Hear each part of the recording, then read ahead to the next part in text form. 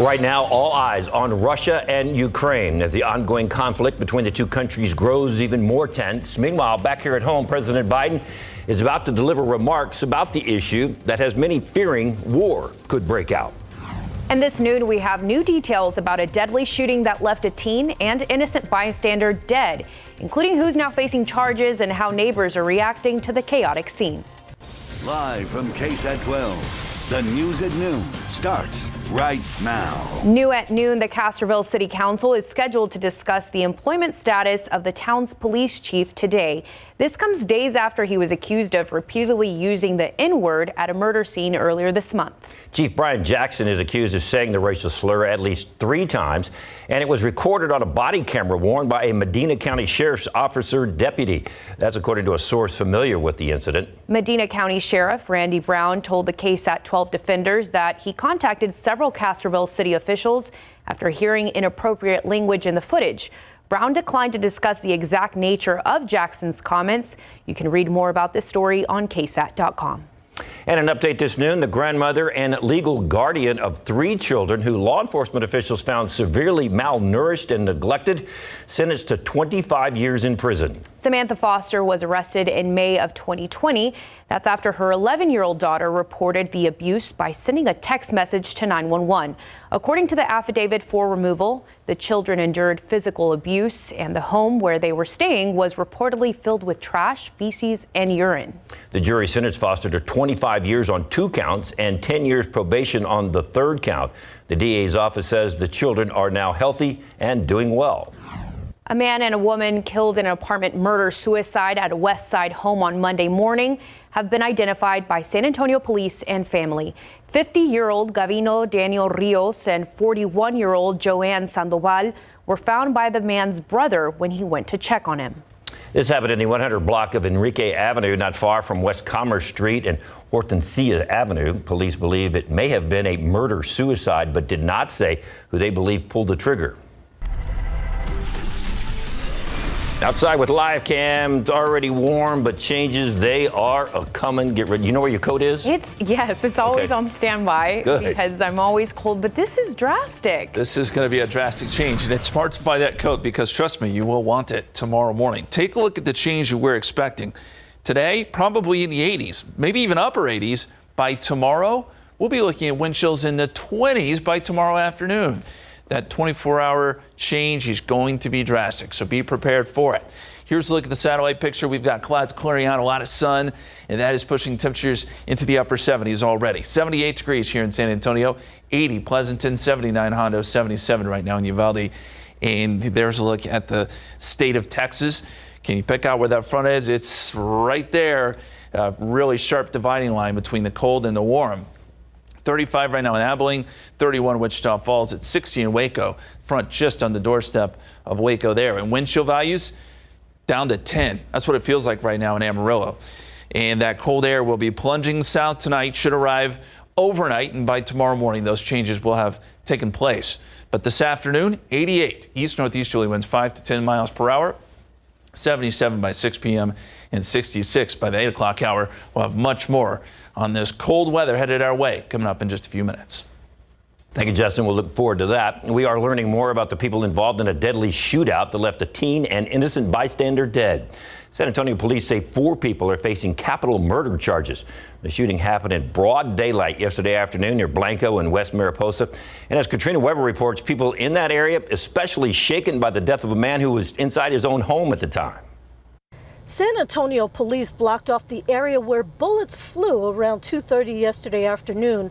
They were trying to sort out victims from suspects here near Blanco and West Mariposa. What they knew right away was that 3 people had been shot, 2 of them dead. One has been identified as 14-year-old Christopher James Mejia. The other was 66-year-old Enrique Bocanegra, inside his home watching TV at the time. He was a nice guy. He always out there cleaning his yard or just helping out everyone. And he knows us, we're babies. Kay Flores, who lives next door, is still trying to make sense of it today. Police say someone with a gun had walked up to an SUV at a nearby gas station, then got into a shootout with someone in that vehicle.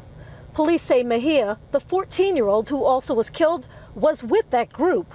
A 17-year-old with them was shot and wounded. It was crazy. I don't know why kids do that now. I don't know why. They don't think of it. Flora says Bocanegra's home had been hit by gunfire once before. Sadly, this time, the damage can't be undone. The news about Bocanegra's death has not only affected those who knew him, but also complete strangers. Some of them have left candles in his memory. To show he was loved, care. Police say everyone who was in the SUV will face capital murder charges. That includes 21-year-old Oscar Martinez III, the 17-year-old who was shot, and 2 other juveniles. They're still looking for one other person. Katrina Weber, KSAT 12 News. Thank you, Katrina. And a stabbing investigation continues just north of downtown. It happened around 1 this morning at San Pedro and West Cypress Street. And this noon, we're learning the victim claims he doesn't know the person who slashed him. According to police, someone stabbed the 29-year-old man near a bar. Then the victim ran to a nearby 7-Eleven for help. It's still unclear what exactly led up to the stabbing, and so far police have not arrested anyone. Meanwhile, on the northwest side, another stabbing. This time, police tell us an argument between 2 sisters took a violent turn. This all unfolded around 2:30 this morning in an apartment on Northwest Military Highway, not far from Lock Hill, Selma. Police say one of the sisters cut the other during the argument. The woman who was cut was taken to the hospital and should be okay. The other woman was taken into custody. And now over to Ukraine as the threat of war with Russia continues to grow each day. Russian President Vladimir Putin declaring recognition of 2 separatist areas in eastern Ukraine as independent. It's a type of move the U.S. said would prompt swift and firm allied response, including sanctions. ABC's Zareen Shah has the latest on where we stand. It's the clearest indication Russian President Vladimir Putin is moving forward with a potential war in Ukraine. Putin ordering his troops into 2 separatist areas in eastern Ukraine to carry out what he calls peacekeeping missions. This after declaring those regions independent from the rest of Ukraine. Putin even questioning Ukraine's right to exist as an independent country. Putin's move largely seen as a ploy to invade the country and potentially push his control further into Europe, an idea he denied just hours ago, saying he has seen speculation Russia wants to rebuild the Russian Empire in its imperial boundaries, and that, quote, does not correspond to reality. And this morning, Ukraine's President Zelensky saying the first step of the invasion has taken place. The U.S. immediately hitting back with trade and finance sanctions on those separatists, many already under U.S. sanctions, with the promise of more sanctions to come today. Germany taking a major step against Russia, stopping the certification of the Nord Stream 2 pipeline from Russia. The UN Security Council holding a rare late-night emergency meeting saying Putin's actions violate international law. We must meet the moment, and we must not look away. History tells us that looking the other way in the face of such hostility will be a far more costly path. But it's unclear if the sanctions will change Putin's course. His foreign affairs minister dismissed them, saying Russia is used to them. And overnight, remaining U.S. embassy staff in Ukraine moved into Poland for safety. They returned this morning, but officials say they can move them out again if an attack happens. Zoreen Shah, ABC News, Washington. Still ahead, the technology sector in San Antonio continues to see growth. A look at the future of the industry after the break.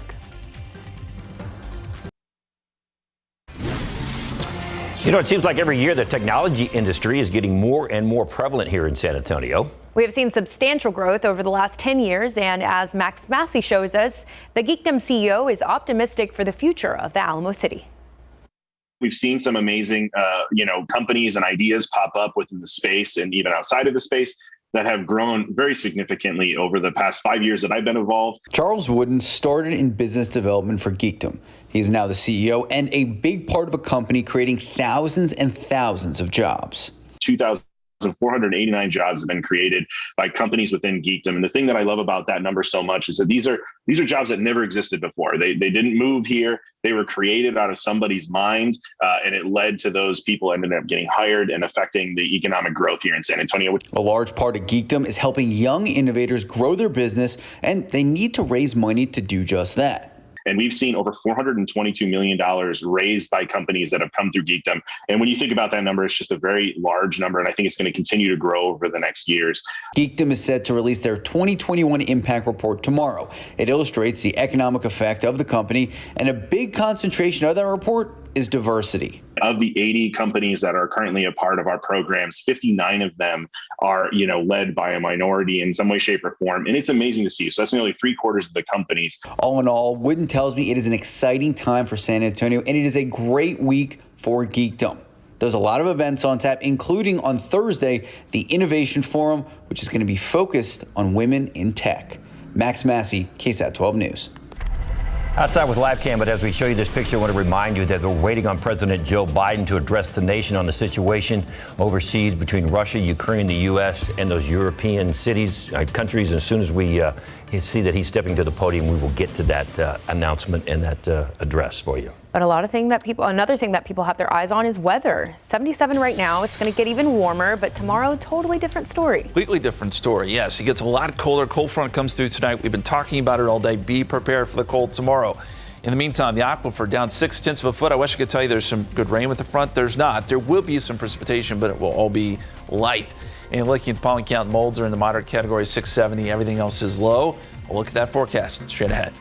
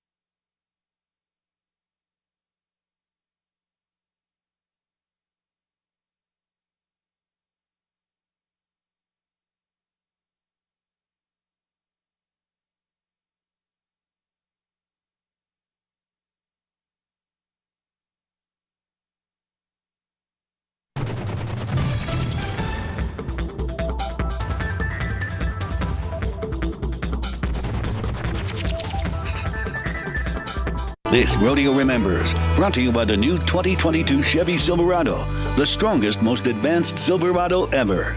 Without ranching, there might not be a stock show and rodeo. And the birthplace of America's ranching industry can be traced back to one Texan, Captain King. Richard King was born in New York City in 1824, but he wasn't there long. At age 11, he ran away, finding a new home, working the steamboats of the South. In 1847, during the Mexican War, King's steamer skills were put into service. He ran supplies and men along the Rio Grande. And when the war ended, King and his partners turned those routes into a steamer company. On a business trip to Corpus Christi in 1852, King rode through an area known as the Wild Horse Desert. What he saw was opportunity. If horses could flourish, so could a cattle ranch. In the following years, King and his partner purchased large areas of this unused land. Tomorrow, the story of how this investment became the legendary King Ranch. To say that place is huge is almost an understatement. But the King Ranch is, man, that's an awesome place down there. Have you been? I read about it. Oh, awesome nonetheless. Yes. It is big. It is big. And, even down in deep South Texas, they're going to feel some of this colder weather that's headed our way. We're watching the cold air spill down the plains at this hour. You look at the national map here, you see the numbers. It's 9 in Omaha, 3 in Denver. We were in negative territory earlier this morning there in Denver. 25 Oklahoma City, and a little closer look here at Texas. 24 in Amarillo. It's 35 in Abilene. Out ahead of this front, though, a lot of heat. 78 here in town right now. We've got some 80s on the map as you get down towards Laredo and Corpus Christi. And there are winter weather advisories that have already been posted. Not really for our area, but as you get up towards Junction, Mason, Brady, up towards the San Angelo area, that's where there is a winter weather advisory in effect because we think we'll see some light ice accumulation there, a glaze on some of the bridges and overpasses. And this is mainly Wednesday 3 a.m. through Thursday midday. And I point out some of these cities here, Rock Springs, Kerrville, Bernie, Blanco, maybe over towards Austin. These are areas that may eventually see a little bit of ice as well. We'll jump into that forecast in just a little bit. First, though, let's go outside for you. And it is 78 degrees now. Calm winds. Dew point still up there at 63, so it still feels a little bit sticky out there, but some drier air is trying to work in from the west.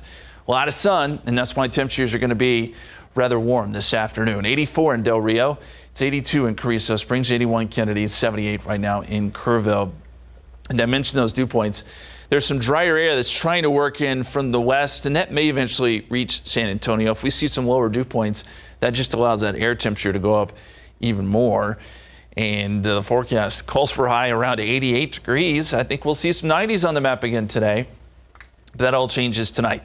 Cold front comes in, and by tomorrow morning, we're sitting at 44 degrees. Temperatures in the 30s in the hill country. You should go off to work and school tomorrow. Make sure you're bundled up because it only gets colder from there.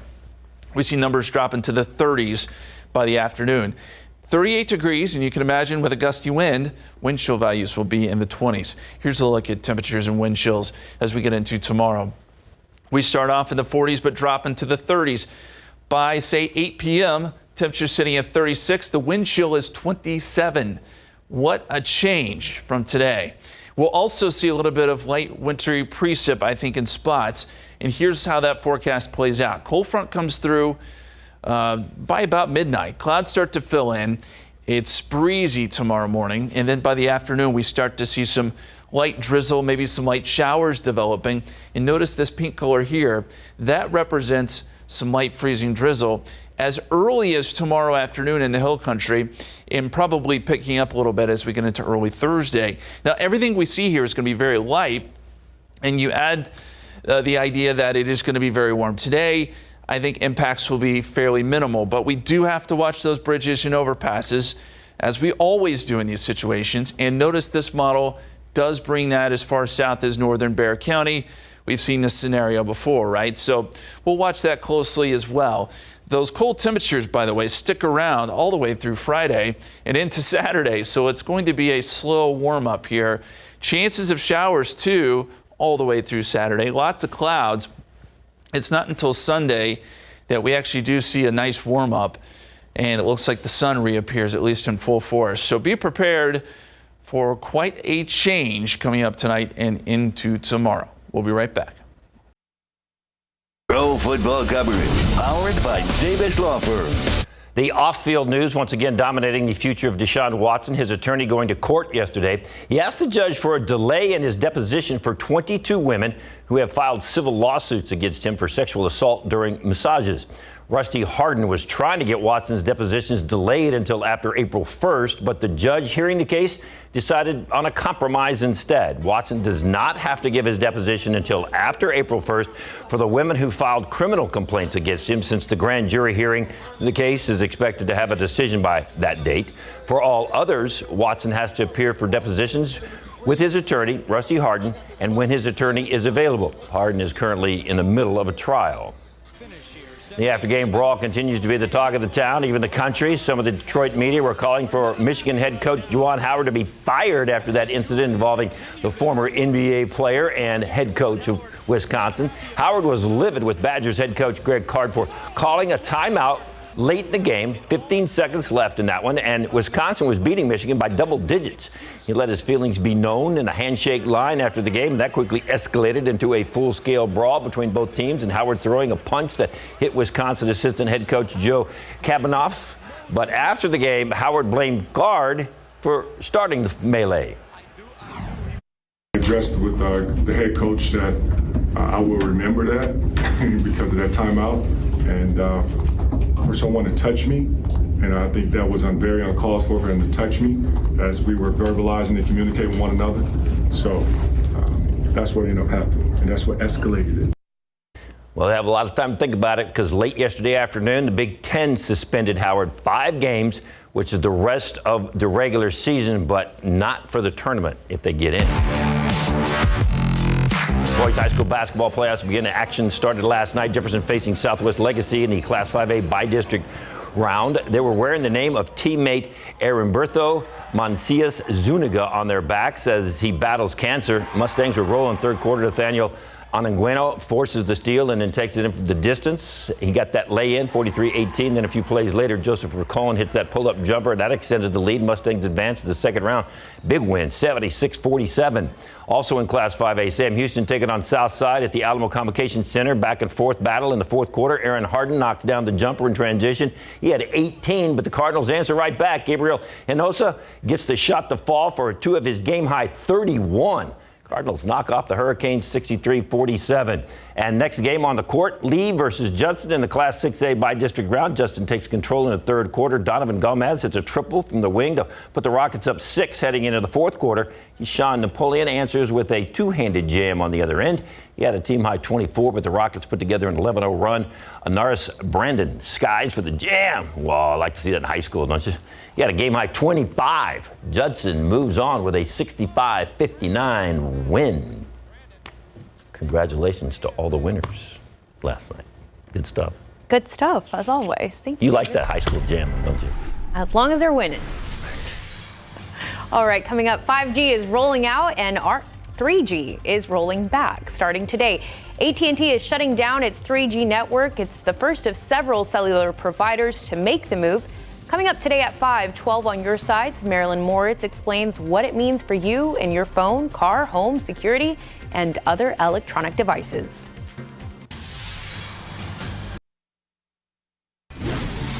Now to the latest on the coronavirus pandemic. As new cases plunge across the country and states roll back virus-related restrictions, there are concerns about an Omicron subvariant. Medical experts are keeping a close eye on it, fearing it could lead to another surge in cases. ABC's Raina Roy has the latest. As new COVID cases plunge coast to coast, fears of yet another wave with the BA2 subvariant spreading across the country. The World Health Organization asking nations to monitor the Omicron subvariant. Right now, the CDC estimates it accounts for roughly 3 to 4% of cases across the U.S.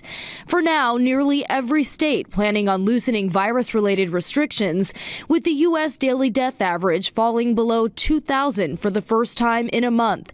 Many areas dropping indoor mask mandates, including San Francisco. And it was nice going into stores and just talking and seeing people's faces and their expressions. Community transmission is still high in most U.S. counties. California's Bay Area seeing a shift in emergency room patients. It's more the younger generation coming in, just feeling sick and not be able to breathe. We got a lot of people out there who are not vaccinated, so yeah, and it's worse on them than the ones who are vaccinated. 20-year-old Mackenzie Keller of New Hampshire was pregnant and unvaccinated when she contracted COVID, spending 2 months in the hospital fighting the virus.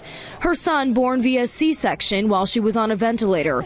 Keller reunited with him earlier this month. It's really hard when they're that sick to not lose hope. Very long, hard road where we didn't know if she was going to recover or what her life would be like if she did recover.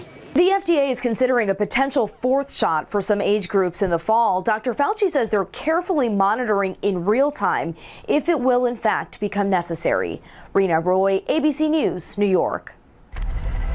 As we take you outside with live cam, just want to give you an update. President Biden now expected to speak about 1 o'clock this afternoon. Once again, he's going to be addressing the nation about the situation between Ukraine, Russia, the U.S., and those European countries. So that's at 1, and we will carry it live for you. Meanwhile, here at home, 78, but it's going to creep up to 88 degrees. What? Yeah, as someone personally who likes warm weather, that is a beautiful scene outside today. It feels great out there, but it is going to cool down significantly tonight after we see those peak temperatures this afternoon. Let's look across the state, and it gives you a really good idea of what we're dealing with. 31 up in Wichita Falls. 35 in Abilene, 39 now in Dallas. You go south of that front, though, temperatures are already in the 80s. Places like Laredo and Corpus Christi. Here in San Antonio, we'll be there shortly. We'll jump into the 80s here over the next couple of hours. Wind chill values down near the single digits in Amarillo. Feels like 29 right now in Dallas. This is what we have to look forward to. Gusty winds, much colder weather headed our way overnight tonight. Here's what to expect. And for today, hot. Some places could be in the 90s this afternoon.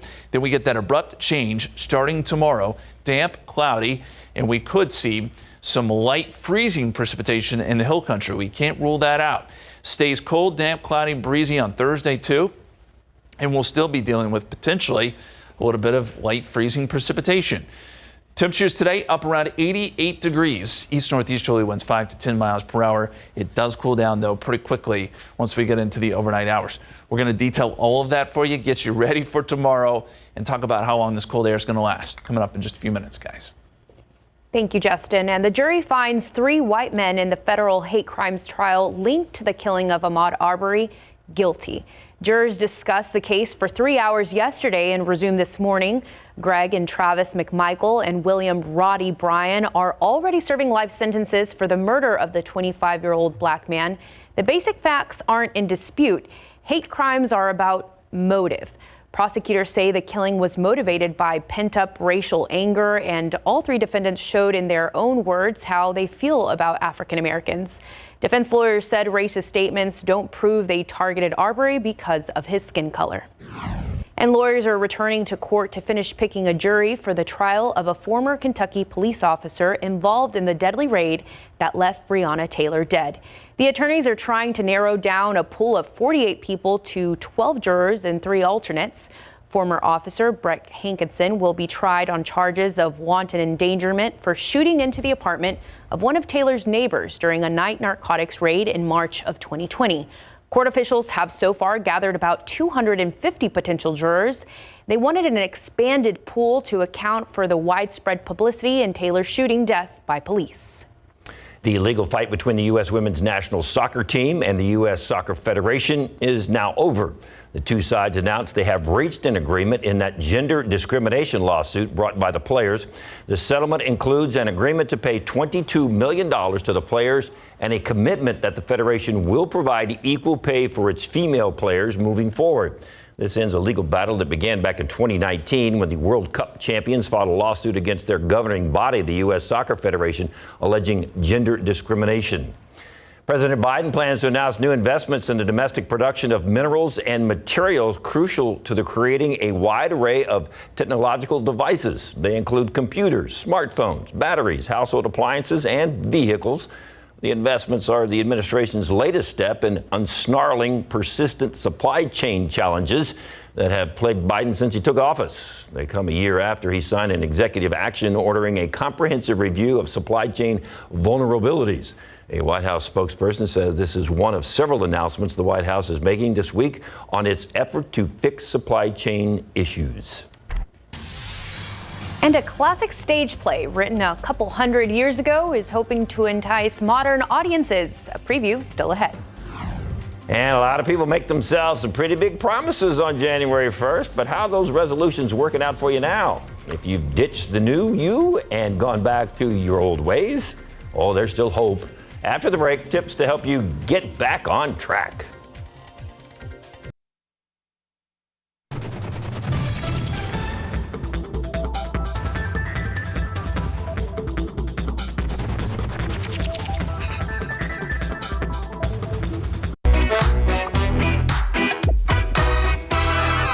everyone. This is your daily tech and business briefing from Cheddar News.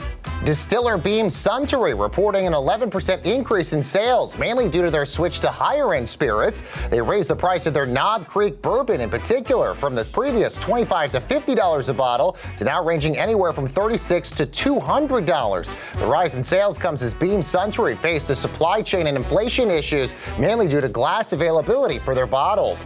Meanwhile, McDonald's is gearing up for a fight as activist investors continue to come down on the fast food giant, that over their treatment of pigs used for their pork menu items. McDonald's now being asked to stop placing their pregnant pigs in confined gestational crates. That's a promise the chain made back in 2012 when they said that the practice would be stopped within a decade.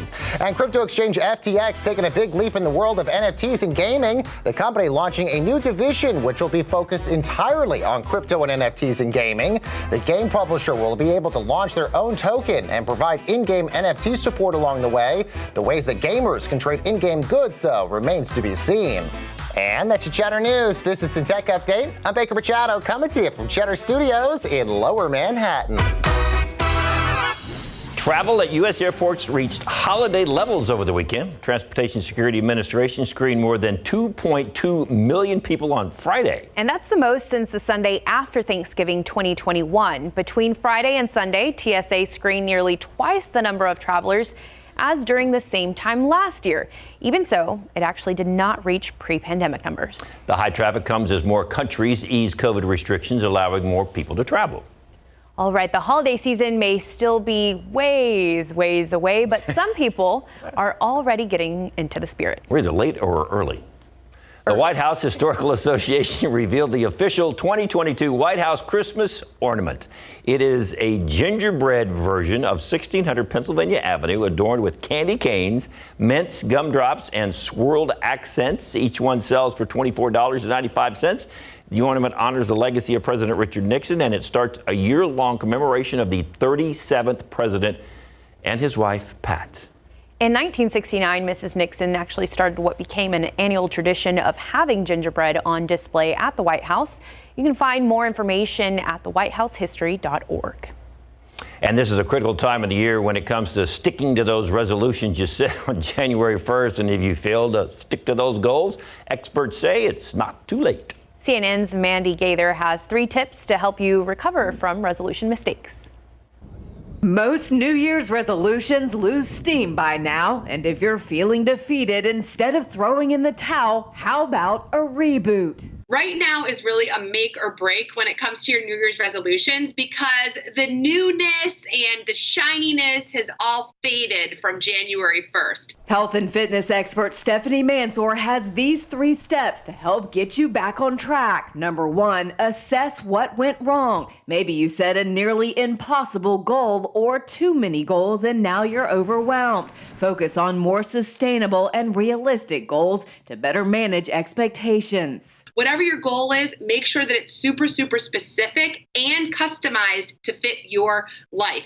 So working out more, I want you to go into your calendar and place in what day and what time and what type of workout you are going to do. That's going to create an automatic habit. Number 2, course correct or change course altogether. Changing focus could be just what you need to get in alignment with your goals. For example, maybe you realize that getting better sleep is more important than your resolution to lose weight. And 3, track your progress. Use an app to track your workouts or food intake, or write out your progress in a journal. This helps you see the big picture. Being able to see your progress over time is going to give you evidence about whether or not you are actually putting in the effort that it takes to reach the goal. For Health Minute, I'm Mandy Gaither. All right, so here's another tip. Give your big goals mini goals. For example, if you're aiming to exercise 5 days a week for 30 minutes each time, you can break that tip. You can break that tip. You can break that up into 5-minute increments throughout the day. No, I was thinking tips. I got a tip. Don't make a New Year's resolution. You don't have to worry about breaking it. You are so against. That's how you do it. Good for you, David. Looks like it's working out well. Incremental, so you eat 9 cookies instead of 10.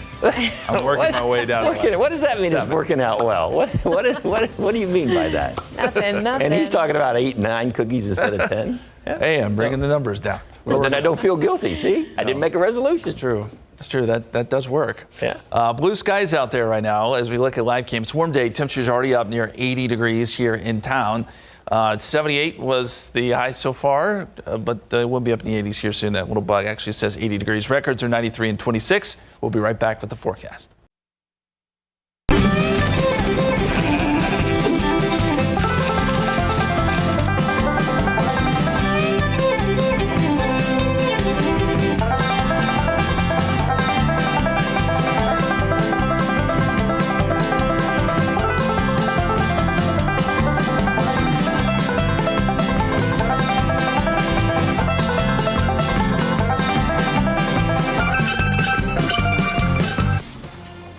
All right, here we go. Scientists in Scotland discovered a fossil.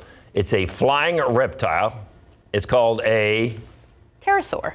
There you go. And it lived roughly 170 million years ago during the Jurassic period. So it has a wingspan of about 8 feet. This creature was the Jurassic's largest known pterosaur and the biggest flying creature that had inhabited Earth to that point in time. Where do they come up with these scientific names, Justin? Where did they get all this stuff? Pterosaur. And you practice it, so I figured you should say like it. Latin and stuff, you know. Like what? Latin, you know. Latin? Aladdin? No. Latin. What? Latin. Never mind. Okay. I'm sure glad it's warm outside and we can get out there and do this. Oh, Gladden. Gladden, yeah. Oh. Anyway, blue skies out there right now. We've got temperatures close to 78 degrees at the airport, 81 degrees, Stinson 77, Kelly 76 at Randolph. And we've got light winds across the board. Temperatures really are starting to warm up. 82 in Castroville, 83 Pleasanton, 77 right now in New Braunfels, 79 in Bandera. And we're starting to see some mid-80s from Katua down to Corpus Christi, so we know it's going to be a hot day. The cold stuff is still off to the north. That cold front just at the top of your screen there, the really cold stuff is up across parts of North Texas, where it's 31 in Wichita Falls, 39 in Dallas, 35 in Abilene, 24 right now in Amarillo. And the wind chill down into, almost single digits there in Amarillo, down to 10. 21 is what it feels like in Wichita Falls. It feels like 29 right now in Dallas. Winter weather advisories already being posted because of that cold air and because we're going to get some precipitation out of this. Now, it's not necessarily for our area just yet, but San Angelo, Sonora, Junction, Mason, all those areas now under a winter weather advisory. This is going to go from Wednesday 3 a.m. to Thursday midday, and there could be some ice accumulations here, some light ice accumulations on some of the bridges and overpasses. Now, the hill country eventually could be added to this winter weather advisory. Not yet, but something to watch for as we get a little bit closer. Forecast temperatures today. We mentioned it was going to be toasty. 88 degrees here in San Antonio, some 90s on the map down to the south and west. Places like Kennedy could get up close to 90 degrees this afternoon, but it all changes tonight. Cool front comes through. Those temperatures plummet. We're in the mid 40s by tomorrow morning, 30s potentially in the hill country, and then by the afternoon, we're still seeing those temperatures tumble down into the 30s. Wind chill values may drop as low as the 20s by tomorrow afternoon. What a difference a day makes, right? And here's a look at some of those wind chills. By, say, 4 p.m. tomorrow, temperatures at 38, wind chills 30. By 8 p.m., temperatures 36, the wind chills 27. It just gets worse from there. We drop all the way down to 34 by Thursday morning. So you can understand why there may be a little bit of light wintry precip in the hill country. That front comes through tonight, by the way. That's around midnight. Clouds start to fill in behind it. And we start to get some of that overrunning. So it's breezy Wednesday morning. And then you start to see some of these light showers, drizzle developing. And then we see this pink color that represents some light freezing drizzle. Now, this model brings it as far south as northern Bexar County. Is that possible? Yes. I think impacts will be minimal. We're going to see those warm temperatures today, so that heats up the roads. But there could be a few bridges and overpasses that see some light icing, especially in the hill country, and that's something we'll watch very closely. For everyone else, just cold and damp with a lot of cloud cover. And you look at the extended forecast here, the cold air sticks with us. 39 Thursday. I do think we'll see temperatures try to moderate some Friday into Saturday. Right now, we're going to keep skies cloudy, and there are still some rain chances in there all the way through Saturday. It's not until Sunday that temperatures try to warm up some. We get some more sun and we're back in the 60s. But get ready for a stretch here of some pretty cold weather. And of course, we'll keep you posted through all of it. Best way to stay up to date with your weather, KSAT weather app. We're going to send out alerts and let you know how this all plays out. But yes, an abrupt change starting tonight into early tomorrow morning. We'll be right back. At the box office this week, a play written in the 1800s, now a musical, and it's hitting theaters on Friday. CNN's David Daniel has a look at that and Cyrano. He's here. Cyrano? Cyrano. Peter Dinklage swings into action as Cyrano. Pleasure to meet you, Cyrano de Bergerac. You're a freak. His sword and his wit are as strong and sharp as his unspoken adoration of Roxanne, played by Haley Bennett. My sole purpose on this earth is to love Roxanne. Does she know? The world will never accept someone like me and a tall, beautiful woman. She, in turn, loves Kelvin Harrison Jr.'s Christian. One problem. A woman like Roxanne wants wit, romance, poetry. I don't know how to speak romantically. I am a poet. My words upon your lips. I will make you romantic while you make me handsome. It's important that they do have this camaraderie and that they're not enemies. It's not two people going against each other for the girl, but it's two people trying to work together to find themselves, to give someone that they love the man that she deserves. There's something about them that they feel is unlovable. And I think that's why, this is such a beloved story, is, that is, a constant theme in all of our lives. My fate is to love her from afar. Director Joe Wright was determined to film Cyrano at the height of the pandemic. After so many months of being starved of human connection, to make a film now or at that point about the importance of human connection and the importance of reaching out to others to tell them that you love them felt vital. I'd give anything for someone to say that they can't live without me and they'll be there forever. In Hollywood, I'm David Daniel. That looks nice. I'm not sure about the not lovable part. I mean, she was talking about people, All right. they're lovable. Look at them. These two, get a micro. It's really too. And so is that food. What is that? Is a margarita. You know why? Hold on. Because it's SA Live, that's why. And But cheers to National Margarita Day today. We're celebrating early, right? yes, we are. And we have a question for you. Not frozen or rocks or anything like that. What do you like? How do you like it dressed? What do you like around the rim? Maybe a little salt, a little sugar, a little Salt, sugar, chili powder. chili powder? Anything like that? Let us know. All right. Want good food? Ho, ho, ho, ho. Take a look at this. Yes, Naco 210 is here. We have Liz Martinez, the owner, joining us. You have a new location. And Mike has a question for you. You're making chilaquiles, but I don't see eggs in there. Well, eggs is a thing here in Texas. San Antonio has this famous for bringing chilaquiles with eggs. Mexico City style does not require to have eggs. Okay. You can have them or not, and we'll talk about it later in a bit. But they've got their really good brisket on top of that instead. And we have got the Jerk Shack here. And of course, with jerk food, you always think of jerk chicken. However, we're not making chicken today. We are going to be using jackfruit. Jackfruit. Yeah, you may have seen that in the grocery store, maybe wondering, how can I cook that? It's very unusual looking, but this flavor with this combination here, it's going to be great. And that's one of the other vegan dishes there with some cauliflower in there as well. All right, a local makeup company that is called one of the 2022 businesses to watch. Pretty that is. Yes, Elsewhere Cosmetics. She's here, Millie, and we're going to talk about the history of her business, how well it's doing, and the ties to Black History Month. She just started back in 2019 and said someday she'd wake up and goes, I'm in charge of a cosmetics business. And I'm in charge of a cosmetics business. Isn't that so inspirational? I love it. Yes, we're all about supporting those local businesses. And again, cheers. We want to know, how do you dress your margarita? Let us know. More to come on SA Live. All right.